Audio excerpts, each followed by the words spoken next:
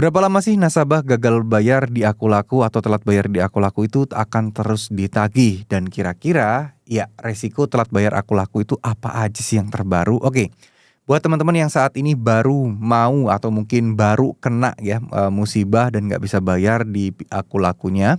Nah, teman-teman sebenarnya nggak usah khawatir bahwa kalau misalnya kalian ditagih terus-terusan, itu kesannya di awal-awal memang kayak tiap hari gitu ya. Terus seminggu full kok ada tagihan, terus ada telepon, terus kira-kira sampai kapan ini terjadinya? Nah, oke. Biasanya untuk proses-proses penagihan aplikasi pinjaman online itu memang butuh waktu yang cukup lumayan, teman-teman. Biasanya 3 bulan sih, untuk gencar-gencarnya itu 3 bulan. Dan memasuki bulan ketiga pun sebenarnya tidak terlalu gencar lagi, intensitasnya juga udah mulai menurun. Nah, mulai lagi nanti biasanya itu, habis itu udah mulai redup nih, tiba-tiba kayak nggak ada penagihan sama sekali.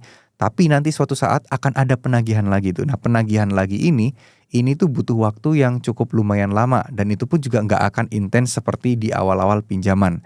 Jadi nggak usah khawatir ini akan berlangsung selama-lamanya, enggak. Kalaupun teman-teman dapat ancaman, saya akan kejar terus, saya akan tagih terus selama-lamanya, seumur hidup. Nah, itu nggak akan benar ya. Kenapa?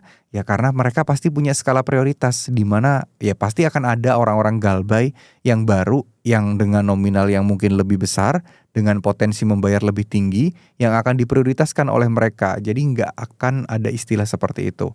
Jadi saran saya sih teman-teman tidak perlu takut ya terkait hal-hal seperti ini. Insya Allah sih semuanya bakal aman-aman aja. Insya Allah semuanya bakal nggak akan ada masalah lah ya ke depannya. Jadi buat teman-teman yang merasa bahwa wah telat bayar, gagal bayar dan lain sebagainya, insya Allah Akulaku masih aman kok, masih memenuhi dan sesuai dengan aturan ya.